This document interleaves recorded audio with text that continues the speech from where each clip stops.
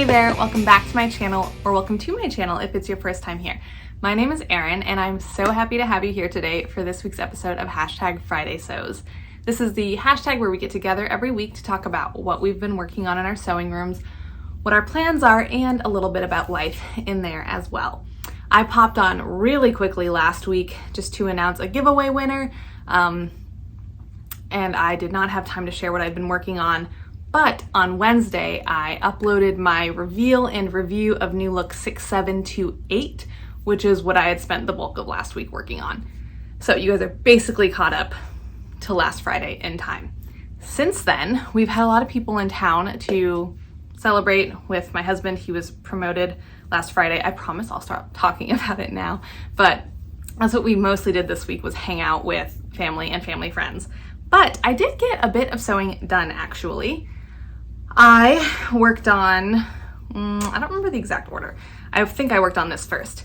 This tee I was wearing in that new look review video on Wednesday, and it is the Ellie and Mac oversized tee.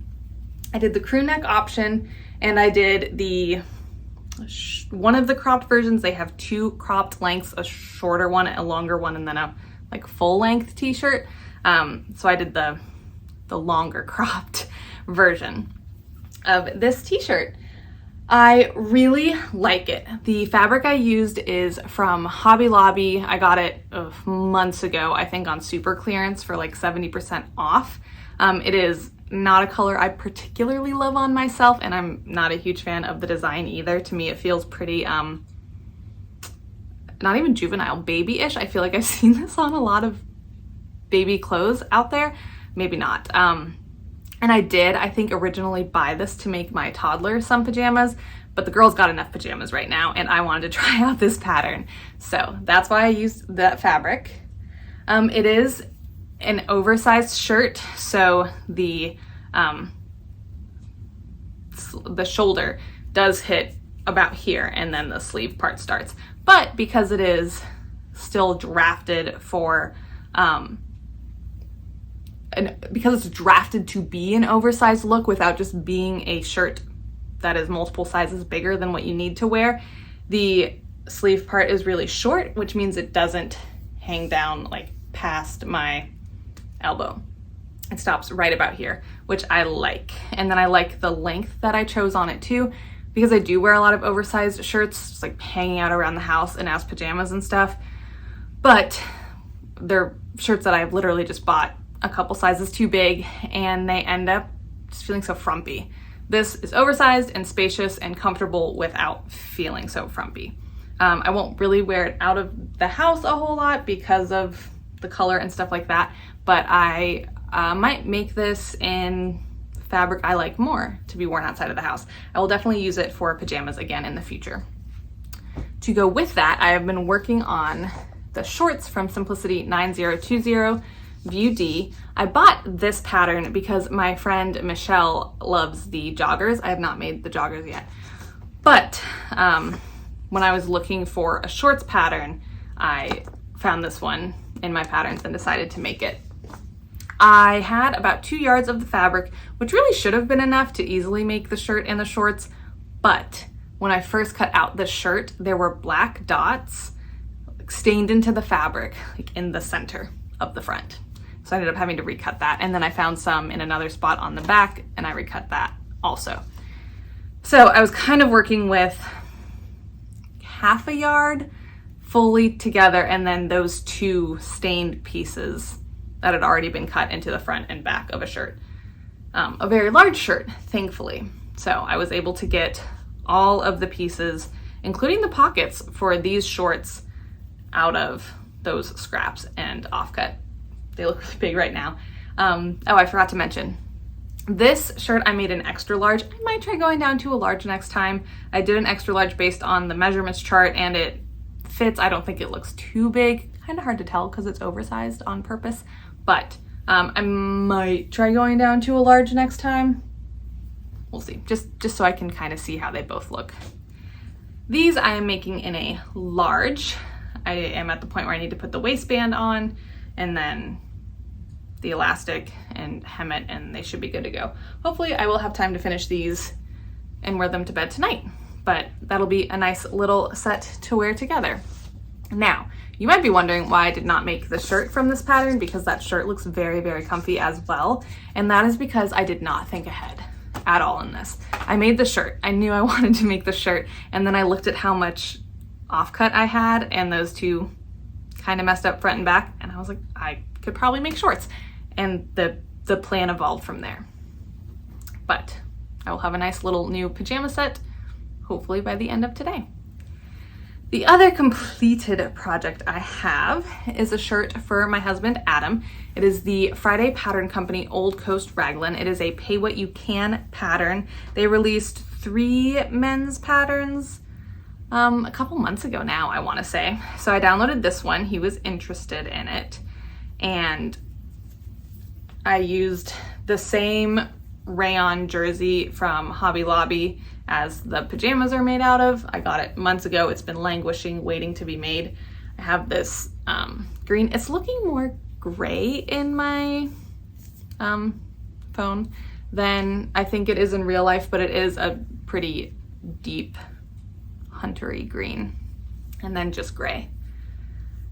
My label is from Sarah's Hearts, or Sarah Hearts. And yeah, this was a good pattern. He likes the shirt. I will say it is drafted for a 5'10" cis male, which is what Adam is. He's 5'10" cis male. And I took off 5 inches of the length. I've always thought he had a long torso, just based on other shirts and stuff. But according to Friday Pattern Company, he does not. Like I said, I had to take 5 inches off. I took 1 inch off the sleeve just based on his preference when we were kind of measuring things out. He likes this length. He said it came out really well. I'll insert a picture of him wearing it. The only modification he wants me to make for next time is to kind of bring the sleeves in a little more. There, that really open, loose look, which is pretty common for like true baseball tees, but I think he said he would prefer it to not be tight, but tighter. Let me see what I can do. So he does really like that. This was very easy to whip up. The changes were super easy to make. I will say, with printing patterns out and taping them together, I find it a lot easier to make modifications because obviously I'm not working with tissue paper. I'm not scared to rip it. It's more structurally sound. And if I really, really, really mess things up, I can just print more. But yeah. Side note. The other thing for both of these t-shirts, I have noticed more, maybe it's always been like this and I just didn't notice previously, but I have noticed that the seam of the collar on a lot of ready-to-wear shirts, especially for my toddler, have the seam, they move it over. They don't put it right in the center, they put it more along like the side of your neck or back here so that it's not right on your spine. And I really like that, so I did that on both of these collars. Just, yeah, because I like that. So those are my 2 completed things and 1 in progress. I also taped together and cut out a lot of patterns. I need new t-shirts. Adam also needs new t-shirts. So I downloaded a decent number of free patterns. That Ellie and Mac one is not free, but I got it on a weekly sale, so it was $3.50, I think. Like I said, the Old Coast Raglan is pay what you can, so could potentially be free. And I have a couple others that I have downloaded over the last couple months, and I finally printed, I think, 3 others out, and they're taped together and ready to be cut because, like, this shirt I've had for 2 years and it's just getting raggedy. I have a lot that just need to be refreshed and replaced, and the same thing with Adam's. So I am on a mission to try a bunch of different t-shirts. Those are going to be on the cutting table probably this weekend. And then the other thing I have already cut out is some activewear. I do want to make my own activewear. I was given a few patterns a couple months ago that are activewear, and then I have purchased some over the last couple of months that I actually sent off to get printed. New experience for me. Because I tried to print them out and it was all kinds of skewed and wasn't working. So I gave up and just paying someone else to do it. But anyway, back on track. The one that I've already cut out is the Jaylee Lulu's, which is this skirt. Well, it's all of these. And I am going to do view A, which the only difference is, you can see it a little better here, whether there's a band at the bottom of the shorts or just hemmed. So I think I am doing view A, or am I doing view B? I cut out the pocket, so I think I have to do view B. We'll figure it out. So I've cut those out, and I'm gonna be working on putting those together this coming week. And I have some other little more crafty-like projects I think I want to do. I don't know. I'm very much in like there's so many things I want to make. I played around with the border embroidered fabric that I got in my mystery haul from Fabric Mart. I was really set on the McCall's, was it? A McCall's raglan sleeve pattern that I thought would really highlight the embroidery well in the sleeve. But the sleeve, because it's a flutter sleeve and is pretty full, the bottom of the pattern piece curves and the fabric is striped. So I cannot figure out a way to make the geometry work that will keep the integrity of the embroidery and of the stripes. So I'm kind of back to the drawing board on that one. I have other patterns that I could use for it, and a lot of people in the comments of that video suggested a set perhaps, because I do have 3 yards of it. So I have a pants pattern I do want to use for it. Now I just need to figure out the top pattern. Like I said, I have a couple options. I'm just kind of looking at them and deciding which one I think will work best. And then I need to lay out all of the pieces and make sure I have the right amount of fabric, because even though I have 3 yards of it, there is embroidery on both borders and it's pretty wide. So that's just not a project I want to get into quite yet. I think after making that new look dress, I needed some palette cleansers. Just some easy projects, and these were all easy and are continuing to be easy.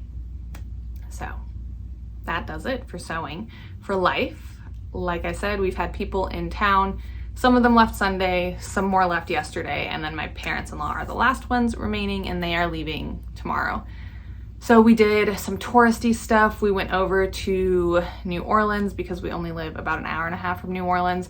Went to New Orleans one day. Why do I feel like we did a lot of activities and now I can't think of any?